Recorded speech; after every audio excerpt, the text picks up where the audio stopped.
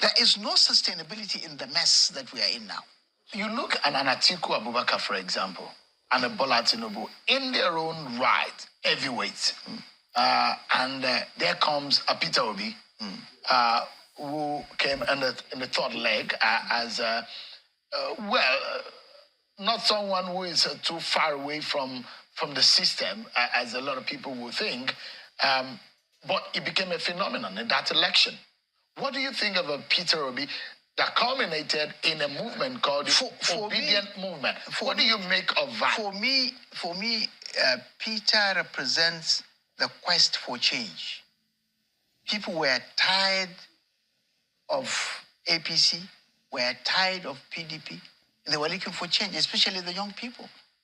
So it could have been Peter, it could have been anybody who had the courage to chart a different course. So it wasn't about Peter Obi? It's not so much about Peter, like the fact that people are, completely disenchanted with the two big parties that have literally destroyed this country.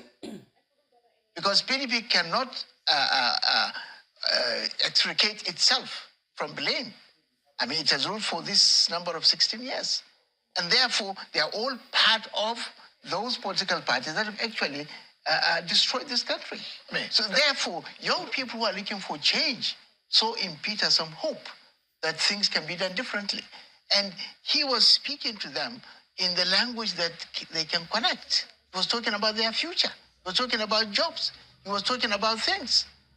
So whatever else is there, I think it is the fact that people are looking for alternatives.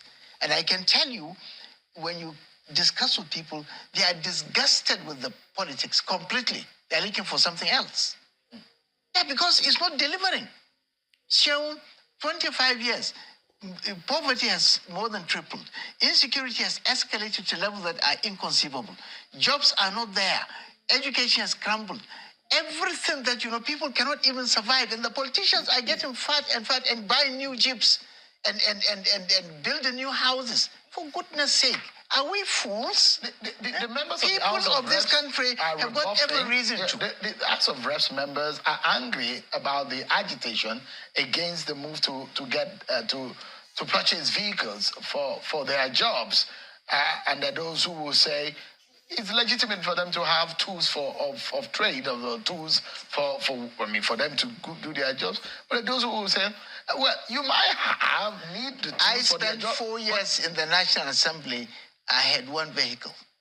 Well, and I did my job. It seems to be one vehicle per each person. But the argument for some people is the cost of these vehicles. Yeah, the National Assembly, at some quarters, we were hearing that it's actually not 130 million. It's 119 million. Some people will say it is 90 million.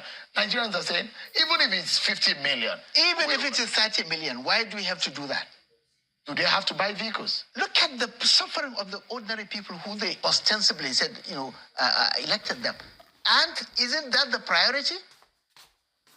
I had a commissioner, and this came in a BBC interview, who went around to do a check on the education. What he found was that there were 500 schools, primary schools, that he has gone around physically to see, where there's only one teacher.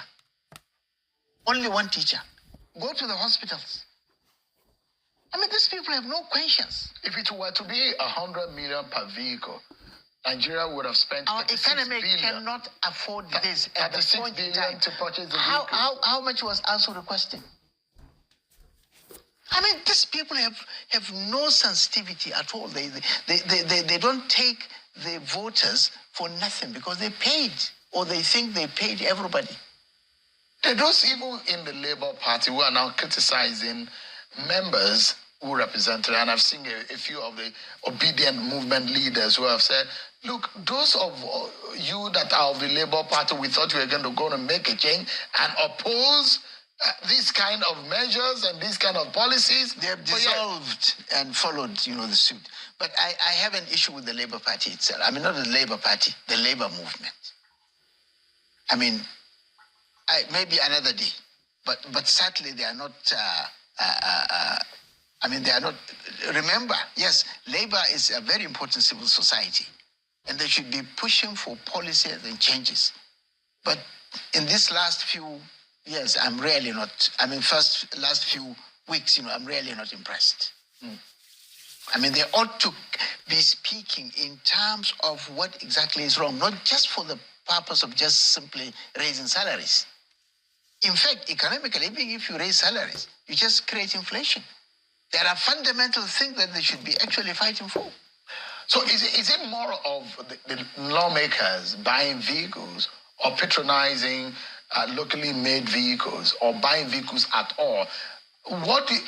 Don't they need to buy vehicles to do their jobs? I think the issue is not vehicles. The issue is we are running a system that is based on rent seeking. People are not prepared to make the sacrifices that leadership is known for. Anybody who is in politics today or is holding position who does not prioritize the problems of his own constituency, I don't think he deserves to be in that seat. I don't think he deserves to represent them. I mean, you are in Abuja today, and I'm not sure if you drive around so much, but I've seen quite a lot, and it's alarming. Probably the second time I'll be mentioning this in a week. And I think perhaps the sensitivity that you have mentioned about those who govern, and I'm not sure these are even some of the people in the IS office. I see sometimes 10 vehicles in a convoy. And it's become a practice. And if you live around areas where government officials live, you hear sirens almost every time. It's just in our backyard here. You hear the sirens virtually every moment. Should every official of government blow siren around, blow the siren around time? How much of a vehicle, how much vehicle could they have in their convoy? Cost of governance. What do we need to do about this political culture? These people seem to be in entirely a different world. You can't even engage them. What we're talking about here hardly makes any sense to them. Because what brought them into politics essentially is to make money and to acquire plots of land and build and do all the things that, basically this is the motivation. I concede that there must be one or two that are different, but they are immaterial, they are inconsequential in a system where the political culture is basically about what can I get out of the system, not what can I contribute to the system. Where do we go from here, Dr. Bugaja? We must have a solution. There must be a solution. One, I have said it either here or some other places. One, we first need to craft an elite consensus in this country. We must